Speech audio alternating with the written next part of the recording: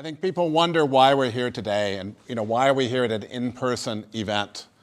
I think for hospitality, hospitality is not about products. Hospitality is not just about places, it's about people. And today, there's nothing like a live event where you have people talking to people, and this is why we're holding it today. There was a lot of talk about should we do hybrid, should we do something else. The reason we're here in person is because this is how we start to travel again. This is even if we're traveling across Bangkok or we're taking one step outside our doors for this event today, this is how it starts, okay? I think the unique thing today is when we thought about the Thailand Tourism Pledge, one of my learnings is I come from Phuket, and what I learned from Phuket was I've lived in Phuket for 22 years, and I understood that the private sector and the public sector came together unlike they have in those 22 years, because that's how we worked for the Phuket Sandbox.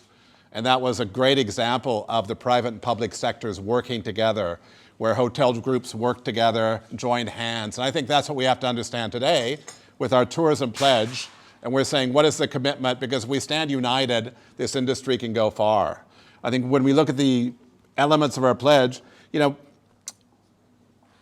tourism has to be at the forefront of the Thai economy because Thailand is such a global brand. It's well known. It's the face of this nation, okay? When people think about Thailand, they think about the places they've been, the people they've met, and the destinations they've visited, those memories. And I think that's why it's so important that we understand that tourism as a guiding point of brand Thailand goes hand in hand, okay? We also have to understand that service sector must be put back to work, okay? When we look at today at the quarantine and we look at test and go is not working well. We understand this quite frankly because it's the biggest inhibition. Right now the hotel trade cannot make ends meet with this kind of occupancies and everything else. We have to open the country. We've seen Asian neighbors today. I think our point with the Thailand Tourism Pledge is say Thailand has to be competitive with Vietnam. It has to be competitive with other countries which are reopening. The Maldives, we can see, is thriving with tourism. So we have to come back and we have to put our service sector back to work because it's about people again, okay? People in these jobs, when people come back to Thailand, they understand, they make friends with the staff, and they understand they come back for those moments. That's so important. It's not just about the products.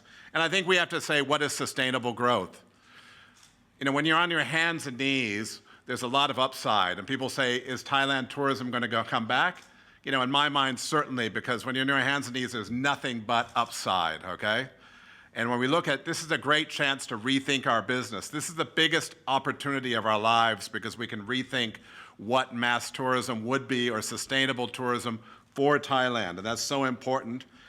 And the last element, which is so important, is we have to provide our guests not only safety and hygiene, but we have to improve things too. I know where we come from. We have to have safe tourism experience. We have to have great law and order. We have to have seamless experience. We have to get better, okay?